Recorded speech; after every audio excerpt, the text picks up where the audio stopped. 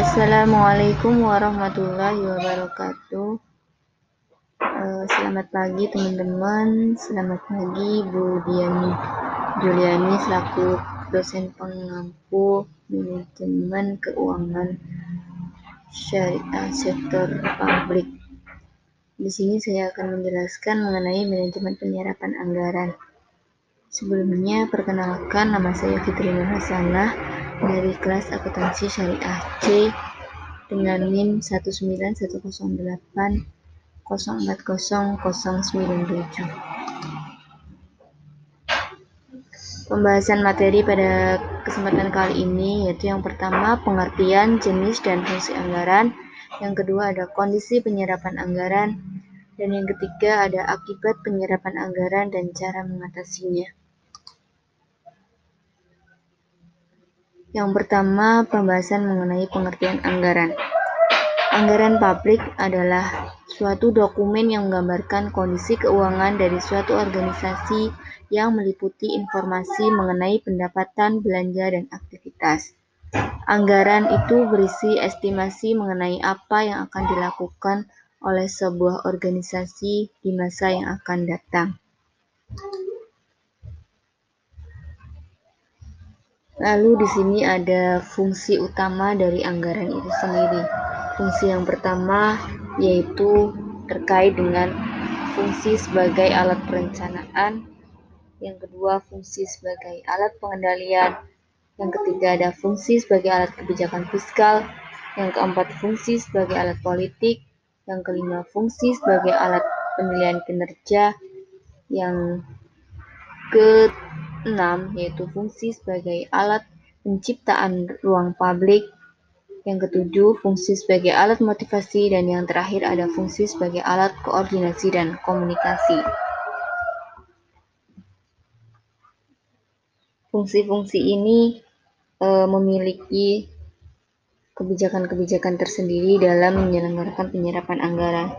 Seperti halnya di sini ada fungsi anggaran sebagai alat pengendalian, itu maksudnya anggaran dapat memberikan rencana detail atas pendapatan dan pengeluaran pemerintah agar pembelanjaan yang dilakukan dapat dipertanggungjawabkan kepada publik. Lalu untuk fungsi anggaran sebagai perencanaan, itu maksudnya sebagai alat perencanaan manajemen untuk mencapai tujuan sebuah organisasi. Lalu untuk fungsi anggaran sebagai alat kebijakan fiskal, itu digunakan untuk menstabilkan ekonomi dan mendorong pertumbuhan ekonomi.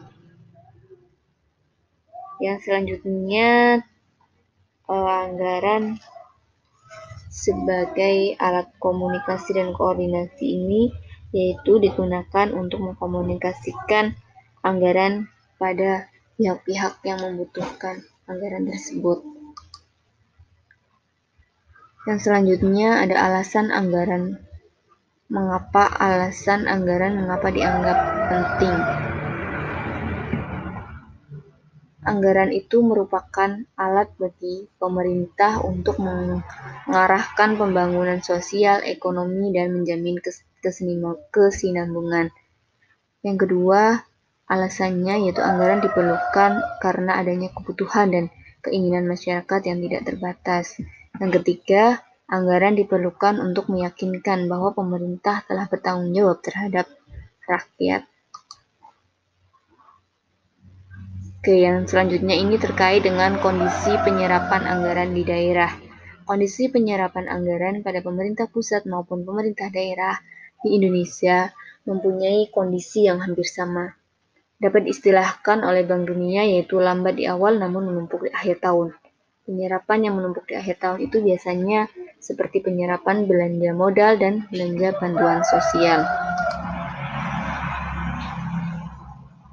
Yang selanjutnya ada faktor yang menyebabkan rendahnya penyerapan anggaran di pemerintah daerah. Faktor yang pertama yaitu lemahnya perencanaan anggaran, yang kedua lamanya proses pembahasan anggaran, yang ketiga lambatnya proses tender, dan yang terakhir ketakutan menggunakan sebuah anggaran. Oke, yang selanjutnya ada penyebab penyerapan anggaran yang rendah di instansi vertikal. Penyebabnya yang pertama yaitu penganggaran dan dokumen pelaksanaan anggaran. Di dalam penganggaran dan dokumen pelaksanaan anggaran ini ada penyebab tertentu, yakni pertama, TIPA perlu direvisi karena tidak sesuai dengan kebutuhan. Yang kedua, adanya kesalahan penentuan mata anggaran sehingga perlu direvisi. Yang ketiga, adanya anggaran yang masih diblokir. Dan yang keempat, adanya perencanaan kegiatan yang tidak sesuai dengan kebutuhan. Penyebab yang kedua yaitu peraturan petunjuk pelaksanaan dan panitia pengadaan. Di dalam penyebab ini ada beberapa kriterianya, yaitu pertama, pedoman pengadaan barang dan jasa yang sudah diterapkan, adanya rangkap jabatan dalam panitia pengadaan, lalu pelaksana pengadaan kurang kompeten, lalu keengganan dan ketakutan menjadi panitia pengadaan barang dan jasa karena risiko yang tinggi. Penyebab yang selanjutnya yaitu dilihat dari persiapan pelaksanaan kegiatan. Dilihat dari persiapan pelaksanaan kegiatan ini ada dua penyebab, yakni harga satuan barang dan jasa yang ditetapkan dalam standar biaya umum dan standar biaya keluaran terlalu rendah ataupun tinggi. Dan yang kedua, spesifikasi barang tidak tersedia ataupun sulit didapatkan. Penyebab yang keempat yaitu pelaksanaan kegiatan. Di dalam pelaksanaan kegiatan ini ada beberapa penyebab, yakni yang pertama, rekanan belum mengajukan tagihan, lalu yang kedua, fasilitas transportasi sulit dan jarang, yang ketiga, ada peralatan ataupun mesin yang diperlukan itu tidak tersedia atau bahkan sulit didapatkan, dan yang terakhir, pengelola kegiatan terlalu berhati-hati dalam pertanggungjawaban kegiatan. Nah, dalam penyebab tadi itu ada akibat dari penyerapan anggaran yang rendah. Yang pertama, rendahnya efek berganda dalam perekonomian nasional, dan yang kedua, ada anggaran yang dikeluarkan pemerintah itu menjadi sia-sia. Rendahnya efek berganda dalam perekonomian ini dalam kondisi perekonomian yang resesi seperti saat ini, faktor belanja negara menjadi hal utama sebagai stimulus pertumbuhan ekonomi. Rendahnya pertumbuhan ekonomi ini berefek pada rendahnya penciptaan lapangan kerja sehingga angka kemiskinan sulit diturunkan. Dan yang kedua, anggaran yang dikeluarkan pemerintah itu menjadi sia-sia.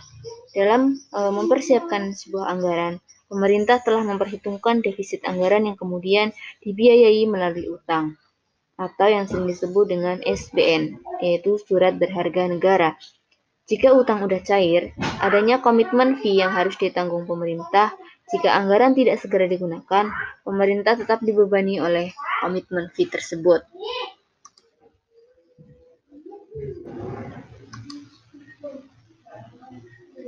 Oke, yang selanjutnya ini mengatasi penyerapan anggaran yang rendah.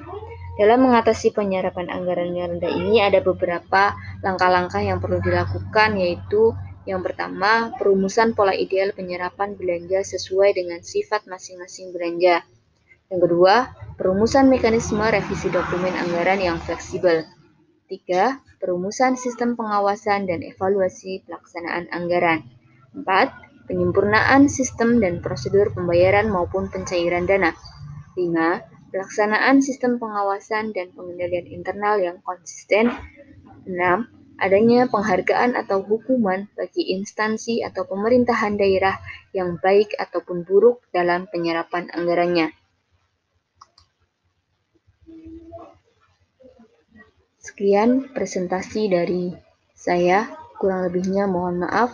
Wassalamualaikum warahmatullahi wabarakatuh.